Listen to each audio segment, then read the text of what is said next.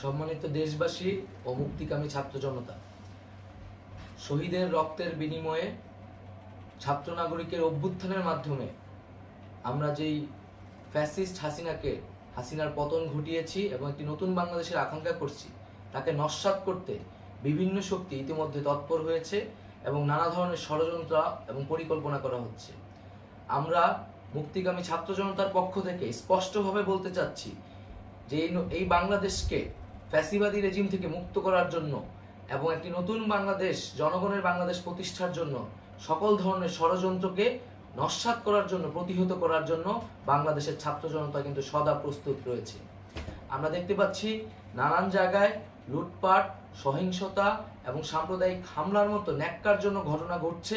আমরা এর তীব্র নিন্দা জানাচ্ছি এবং আমরা মুক্তিকামী ছাত্র জনতার প্রতি আহ্বান জানাচ্ছি যে এই ধরনের ঘটনাকে প্রতিহত করার জন্য আমাদেরকে প্রস্তুত থাকতে হবে, আমাদেরকে দায়িত্ব নিতে হবে। কেউ যাতে এই আন্দোলনকে নস্যাৎ করার জন্য এই ধরনের ঘটনা ঘটানোর সুযোগ না পায়, সেদিকে আমাদের সদা সতর্ক থাকতে হবে।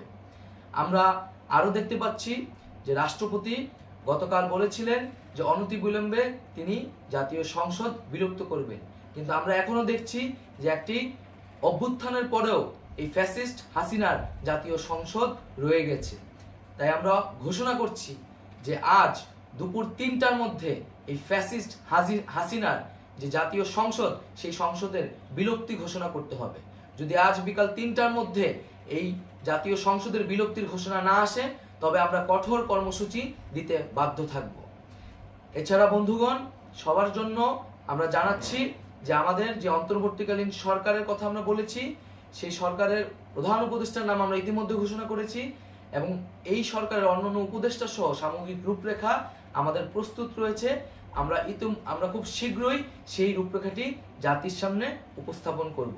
আমরা বাংলাদেশে স্থিতিশীলতা চাচ্ছি, সমাজে ন্যায় বিচার চাচ্ছি, সেজন্য কার্যকর পদক্ষেপ নিতে হবে এবং তার প্রথম পদক্ষেপটি হতে হবে এই জাতীয় সংসদ ভেঙে দেওয়া। এবং সবার প্রতি আহ্বান থাকবে, আপনারা শান্তিপূর্ণভাবে অবস্থান রাখুন, শান্তিপূর্ণভাবে এবং অহিংসভাবে এবং সকল পরিকল্পনাকে, ষড়যন্ত্রকে নস্যাৎ করার জন্য সদা সতর্ক থাকুন।